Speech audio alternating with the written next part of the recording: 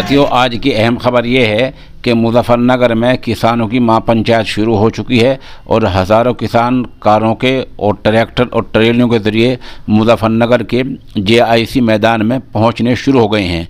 हम मौके की चंद तस्वीर दिखा रहे हैं, किस तरह किसान ट्रैक्टर पर बैठकर जा रहे हैं, पैदल जा रहे हैं, किस तरह किसान वहाँ पहुँच गए हैं, नारेबाजी कर रहे हैं। हम मौके की चंद तस्वीर आपको पेश कर रहे हैं कि किस तरह किसान चारों तरफ से हज़ारों की तादाद में मुजफ्फरनगर के JIC मैदान में पहुंचना शुरू हो गए हैं।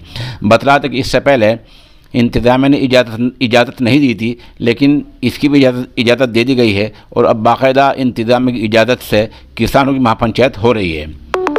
किसान भोपा, मोरना और दूसरे शहरों से हज़ारों की तादाद में वहाँ पहुँच रहे हैं। इस दौरान zone commissioner AV Rajamouli, DIG Upendra Agarwal और ज़िला कलेक्टर सेल्वा कुमारी जय ने भी हालात का जायज़ा लिया और मौके का, जहां ये महापंचायत हो रही, वहां का दौरा किया। DIG ने कहा कि हालात पुरअमन हैं और सुरक्षा सिक्योरिटी के लिहाज से कोई फ़र्क नहीं है और पुलिस पूरी तरह मुस्तैद है और सिक्योरिटी मुकम्मल है।